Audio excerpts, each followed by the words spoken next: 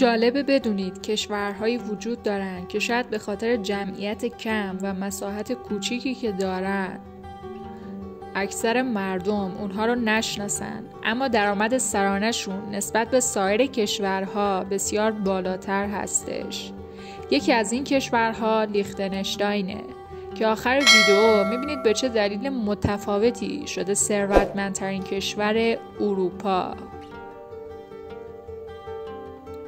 کشور لیختنشتاین نظام مشروطه بر پایه دموکراسی داره، یعنی مردم میتونن هر موقع که خواستن شاهزاده رو کنار بزنن.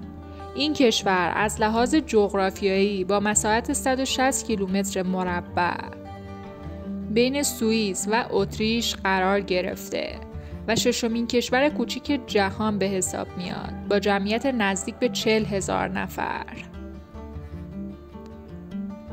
جالبه بدونید بیشتر مردم در این کشور ترجیح میدن در طبیعت و روستاها زندگی کنن.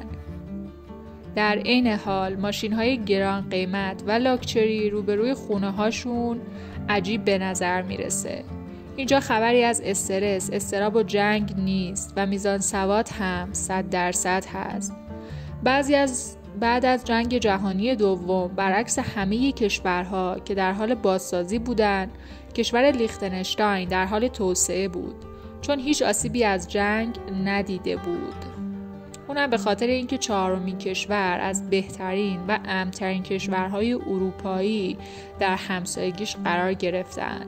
باید بدونید این کشور در دهه 60 میلادی مثل الانش پولدار نبوده و به حدی از بدهکاری میرسه که مجبور به فروش آثار مرتبط به روم مقدس میشه. ولی امروزه در حالی که سرانه تولید ناخالص بیشتر کشورها $50,000 هم نیست، در لیختنشتاین این عدد به $107,000 هم میرسه. حالا به نظرتون این کشور چجوری با وجود کمبود نیروی کار برای صنایع بزرگ و نداشتن حمل و نقل دریایی، همچنین نبود هیچ منبع طبیعی ثروت، اما الان یکی از ثروتمندترین کشورهای اروپا و جهان هست؟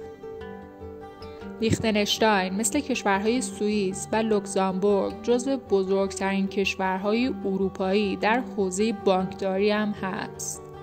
همونجور که قبلتر گفتیم این کشور از امن‌ترین کشورهاست و جالبه بدونید یه جورایی همین امن بودنش موجب ثروتمند شدنش شده، چون شرکت‌های بزرگ و افراد سرمایه گذار بهش اعتماد دارن و این باعث شده یه اقتصاد تجاری آزاد رو رونق و توسعه بده.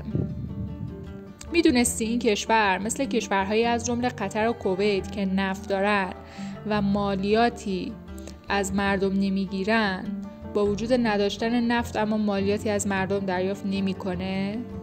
اونم به خاطر اینکه از بانکداری و سرمایه گذاری درآمد دارن.